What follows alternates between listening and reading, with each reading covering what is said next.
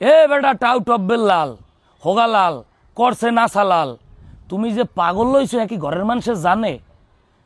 পাগল কি আসলে কি জন্য ইচ্ছা করতে না, কিন্তু তুমি যে পাগল হইছো এটা কি বাসার মানুষে জানে? যদি পাগল না হয়, একজন রেস্টুরেন্টের ওয়েটার, একটা রেস্টুরেন্টের মেসিয়ার যে চা কফি জুস বানাইয়ে খাওয়াইতো, সেখান থেকে বাংলাদেশের থটস অফ বিল্লাল, অনুপ্রেরণার আরেক নাম থটস অফ বিল্লাল হইয়া কেন আজকে থটস অফ বিল্লালের মাইর খাওয়া লাগবে? এত বড় বোকা, এত বড় পাগল তুমি যে নাসার ও জুনিয়র আমিনের জায়গা কিনতে চাও, তাও আবার এতগুলো মানুষের সামনে, এতগুলো ক্যামেরার সামনে লাইভ কন্টেন্ট ওকে ডাইক কেন না? মানে থটস অফ বিল্লালের তো মাইর খাওয়ার কথা না, থটস অফ বিল্লালকে তো প্রকাশ্যে থাবড়ানোর কথা না। থটস অফ বিল্লাল বাংলাদেশের একটা নাম ছিল, সে যা করে হোক তাকে মানুষ অনুসরণ করতো। আমি নিজে তার মিউজিক দিয়ে ভিডিও বানাইছি, তার ভিডিও কপি করিয়া। বাংলাদেশে এমন কোনো কন্টেন্ট ক্রিয়েটর নাই, সবাই না, বাংলাদেশের 80% কন্টেন্ট ক্রিয়েটর থটস অফ বিল্লালকে নিয়ে Thoughts of Billal type video বানাইতো। কেউ মুখে প্রকাশ করতো, কেউ প্রকাশ করতো না, কিন্তু থটস অফ বিল্লাল কিন্তু বাংলাদেশের একটা নাম ছিল। এই জায়গা থেকে পাগলের খাতায় নাম লাগাইলে শেষ পর্যন্ত এই দেশে কি মানবতার কাজ তুমি ছাড়া আর কেউ করে না? মানে এই যে ফ্রি মোশনের ফিরোজ ভাই, সে সহ বাংলাদেশের যত মানুষ মানবতার কাজ করছে, কেউ রে তোমার মতন চিল্লা পাল্লা হই হুল্লো ডাহা ডাহি মারামারি করতে দেখছো? নিজের ডোল নিজে পিড়াইতে দেখছো? মানে তোমার সাথে যে কি সমস্যা হইতেছে এটা তুমি নিজেও জানো না। এখন অনেকে কইতে পারেন যে তুমি দি বেল্লালের আইন একদম ফেসবুকের মনস্টার বানাই গেলা। বাইরে ভাই, 6 মাস আগের বেল্লাল আর এখনকার বেল্লাল এক নাই। ওখানে তো আমিনার নাসা ছিল, যদি আমি হইতাম বা বরিশালের কেউ হইতো, আমিনার নাসা তো কুদ্দে থাবড়াই টেবড়াই সারছে, আমরা তো ডাইরেক্ট আর হবু বইয়ের ভবিষ্যৎ পাশে টোক্কা মারতাম। মানে বিল্লাল, তুমি সাইমনকে 10 লক্ষ টাকার অনুদান তুলে দিছো। এই 10 লক্ষ টাকা বাংলাদেশে নজিরবিহীন অন্য কোনো ক্রিয়েটার পারছে কিনা আমি আমার লাইফে দেখি নাই, যে একজন রোগীর জন্য 10 লক্ষ টাকার ফান্ড কালেক্ট করে দিছো, তাও 47 ঘন্টায়। তুমি ভাবতে পারো যে তুমি কত বড় কাজ করছো? তারপর তুমি মায়ের কেন খাবা? তোমার কেন ডলপিটি? তুমি গেছোই মায়ের খাইতে।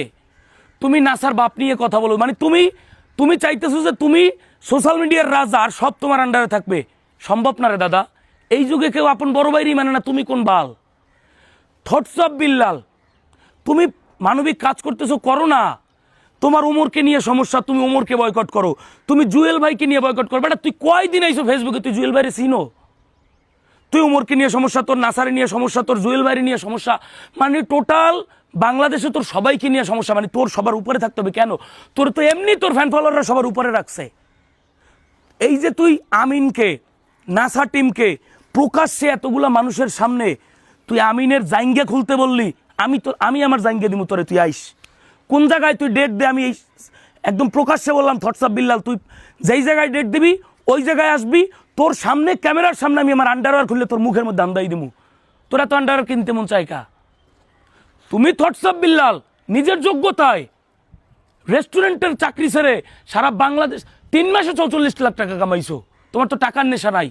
লক্ষ লক্ষ ভক্ত পাইছো, তোমার তো ভক্তের নেশা নাই। তাহলে এই যে মানবতার কাজ, তুই কত বড় কাজটা করলা, 10 লক্ষ টাকা তুললে দিলে। আবার এই যে দিনে দিনে দিনে 10 লক্ষ, 5 লক্ষ, 8 লক্ষ সবাইকে নিয়া, সব ক্রিয়েটর কমিউনিটি নিয়ে এই যে ফান্ডটা কালেকশন করতেছিলা, এটা লাভ রইল কি? এইটার নাম রইল কই? আমিন তোমার জুনিয়র। এই আমিনকে যদি তুমি ক্যামেরার সামনে বলো আন্ডারওয়্যার খুলতে, তাও ক্যামেরা অন করে, তোমাকে যে আমিন ওই মুহূর্তে মারে না, এটা হচ্ছে তোমার ভাগ্য, এটা তোমার কপাল। থটস অফ বিল্লালের সাথে আমার ব্যক্তিগত কোনো শত্রুতা নাই। তাকে আমি গেস্ট হিসেবে আমার বরিশালে আনছি এবং তাকে আমি অনেক ভালোভাবে জানতাম। কিন্তু মানবতার কাজ করতেছে, এটাকে আমি অ্যাপ্রিসিয়েট করি।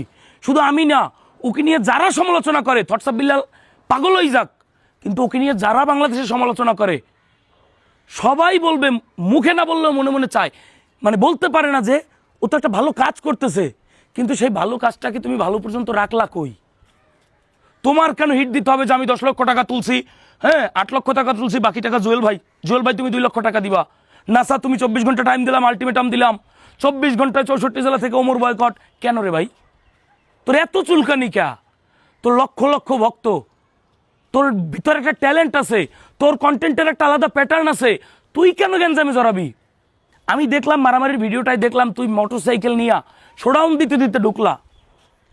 এরপরে নাসা আসলো, আমিন আসলো, তুমি আমিনকে হাত ধরে টেনে নিয়ে এসে তুমি তাকে আন্ডারওয়্যার খুলতে বলতেছো অতগুলা মানুষের সামনে। তোমার ভাগ্য ভালো যে ওটা নাসা টিম, এই জন্য তুমি মানে তোমার গালে যে থাপ্পড়গুলো দিছে ওইগুলো ভিডিওতে আসে নাই। তোমার ভাগ্য ভালো যে অন্য কোনো ক্রিয়েটর ছিল না ওখানে। এখন অনেকে বলতে পারেন যে আমার কি বেল্লালের সাথে কোনো শত্রুতা আছে? আমি আগেও বলছি, এখনও বলছি, বেল্লাল যেই 10 লক্ষ টাকা একজন রোগীকে তুলে দিয়েছে এবং এখন যেটা করতেছে, পূর্বে যেটা করছে, বাংলাদেশে নজিরবিহীন কোনো ক্রিয়েটর পারে না, এটা আমি দেখি নাই। তুমি তাসরিফ খানকে নিয়ে কথা বলো কেন রে ভাই? তুই মানবতার কাজ করা শুরু করছে কয়দিন? তাসরিফ খানরা পুরনো পাপি, জুয়েল ভাইরা পুরনো পাপি, তাদের নিয়ে তোর খোঁচাইতে হবে কেন? এই যে আমিনকে তুমি আন্ডারওয়্যার খুলতে বললা, বুঝছি তোমাকে নিয়ে কন্টেন্ট বানাইছে, এই জন্য তোমাকে নিয়ে কি কন্টেন্ট আমিন একা বানাইছে?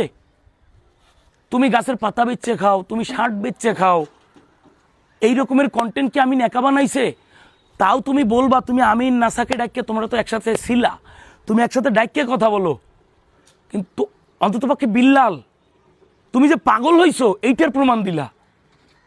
তুমি আমিনকে এই কথা বলতে পারো না। এবং তুমি যেই মুভমেন্টে ছিলা, ওই মুভমেন্টে যতক্ষণ ওরা সহ্য করছে অন্য কেউ সহ্য করতো না। আমিন নাসা টিম যতক্ষণ সহ্য করছে অতক্ষণ করতো না। সর্বোপরি বলতে চাই, এই যে তুমি ওমরকে গুতাও, তুমি জুয়েল ভাইকে গুতাও, এই যে খোঁচাখুচি আর গুতাগুতিতে তোমার মানবতার কাজের সুনামগুলা, প্রশংসাগুলা তোমার এই পাগলামির নিচে পড়ে যায়। আমি তো আবারও বলছি, শুরুতে বলছি, কয়েকবার বলছি, আবারও বলি, তুমি যেই 10 লক্ষ টাকা তুলে দিছো এবং এখন যা দিচ্ছ বাংলাদেশে নজিরবিহীন, কিন্তু তোমার এগুলোর ফল রইল না। তুমি একটা স্পষ্ট পাগল হয়ে গেছো। তোমার মাথায় সমস্যা নাহলে তুমি নেশা ধরছো, হয় তোমার মাথায় সমস্যা নাহলে তুমি নেশা ধরছো, নয়তো তুমি হোটেলের মেসিয়ার থেকে তুমি সারা বাংলাদেশের আইডল হয়ে গেলা, ক্রিয়েটরদের আইডল হয়ে গেলা, ক্রিয়েটরদের আব্বা হয়ে গেলা। সেখান থেকে কেন তোমার এই পর্যায়ে নামতে হইল? বিল্লালের জায়গাটা ছিল এখানে, সেখান থেকে ধপাস করে পড়ে তোমার কেন মায়ের খাইতে হইল? এটা তোমার কর্মফল। তোমার ভালো কাজগুলো আমি এক সাইডে রাখতেছি, আই অ্যাপ্রিসিয়েট ইট। কিন্তু তুমি এই ভিডিওতে যেটা দেখলাম এবং এই মানবতার কাজ করতে গিয়া তুমি যেই সমস্ত মানুষকে গুতাইতেছো, এটা ব্যাটে বলে মিলতেছে না। তুমি তোমার মতো থাকো না। তোমার কেন আমিনকে গুতাইতে হবে? আমিন একা তোমাকে নিয়ে কন্টেন্ট বানাইছে। তুমি যতদিন গুতাবা তোমাকে নিয়ে তত বেশি শুরু হবে। তুমি মাত্র শেরপুরে মার খেয়েছো, তুমি যদি এভাবে প্রত্যেক জেলার ক্রিয়েটরকে গুতাইতে থাকো, তুমি শেরপুরের পরে প্রতি জেলায় জেলায় মার খাবে। আমি আবারও বলি, তোমার মানবতার কাজগুলো, ওইগুলো কোনো তর্ক বিতর্ক নাই, ওইগুলো এক সাইডে, ওগুলোর স্থান অনেক উপরে। কিন্তু তুমি এই মানবতার কাজ করার পাশাপাশি এই ওমরকে গুতানো, জুয়েলকে গুতানো, নাসাকে গুতানো, তাসরিফ ভাইকে নিয়ে কথা বলা, তাসরিফ খান ভাইকে নিয়ে কথা বলা, এই গুতাগুতি যদি তুমি কন্টিনিউ করো, তুমি যেই শেরপুর অপমান হয়েছো না, এই অপমানটা তোমার অন্যান্য জেলায় হইতে হবে। তুমি সেদিন ওমরকে নিয়ে যে কাহিনী হয়েছিল, তুমি যে বলছিলা যে ওমরের ফ্যান ফলোয়ার মানবিক কাজে বাধা দিয়েছে, তোমার আসলে পতন ওখান থেকে শুরু, এরপর শেরপুরে মায়ের। এখন আরও এই যে গুতাইতেছো না, গুতাইও না ভাই। মানবতার কাজগুলো একদিক দিয়ে করতে থাকো। গুতাগুতি করলে কোনো জেলায় শান্তি পাবে না। আমি আবারও বলি, আমি তোমার কোনো সমালোচক নই, আমি তোমার শত্রু নই, আমি তোমার বন্ধু নই, আমি তোমাকে আইডলও মনে করি না। আমি মনে করি তুমি একজন ক্রিয়েটর, তুমি একজন টিকটকার, তুমি একজন ইউটিউবার, তুমি একজন ভিউ ব্যবসায়ী, আমি একজন ভিউ ব্যবসায়ী, সব ক্রিয়েটর ভিউ ব্যবসায়ী। কিন্তু আমি তোমাকে যেটা বলতে চাই, তুমি কোনো ক্রিয়েটরকে গুতাইও না যতক্ষণ না পর্যন্ত তোমার এই গুতায়। জুয়েল ভাই তোমার বই নিয়ে কথা বলছে, তোমার কি মনে হয় না যে তোমার ওই বইটার দাম 1000 হতে পারে কি না? হ্যাঁ, হতে পারে। তুমি অনেক কিছু করছো, তুমি যে পাগলামি কথাবার্তা বলো, হয়তোবা তুমি সমালোচনা পছন্দ করো, কিন্তু আমি বারবার বলি, তোমার সিনিয়রদেরকে তুমি গুতাইও না। গুতালে বিপদে পড়ছে। হ্যাঁ, ভালো কথা, থটস অফ বিল্লালের ছেলেরা যারা আছেন, ভক্তরা যারা আছেন, যারা মানে একটা সংখ্যক আছেন বিল্লালকে আব্বা ডাকে, একটা সংখ্যক আছেন বিল্লালকে ট্যালেন্ট মনে করেন, যেটা আমিও মনে করি। সে একটা ট্যালেন্টেড ছেলে, নয়তো রেস্টুরেন্টের ওয়েটার থেকে থটস অফ বিল্লাল হইতে পারতো না তার ট্যালেন্ট না থাকলে। যারা যাই মনে করেন, সবাইকে বলে রাখি, থটস অফ বিল্লালের ডেট অফ বার্থ খুব সম্ভবত 1998। আমারও সেম। অতএব ও আমার জুনিয়র হবে না, ওকে তুই বললেও আমার সমস্যা হবে না, মানে সিনিয়রও হবে না, জুনিয়রও হবে না, আমরা সেম এইজের। এই জন্য তুই তুমি বললাম। আর বিল্লালকে যেটা বললাম তুমি মাথায় রেখো, তোমার ভালো কাজগুলো এক পাশে রাখো, এই গুতাগুতির মধ্যে যাইও না। সোশ্যাল মিডিয়ার ভালো সাইডটা তুমি দেখছো, নেগেটিভ সাইডটা দেখো নাই। এটা তোমার প্রতি আমার এটা ক্রিয়েটর হিসেবে, অ্যাজ এ ক্রিয়েটর হিসেবে তোমার প্রতি দায়িত্ব থাকবে যে আমিন তোমার জুনিয়র, তুমি আমিনের সাথে যেই কাজটা করছো প্রকাশ্যে ক্যামেরা ডেকে, তোমাকে কম মারা হয়ে গেছে। তুমি পরবর্তীতে এগুলো না শুধরালে এর থেকে বড় কোনো ঘটনা ঘটবে।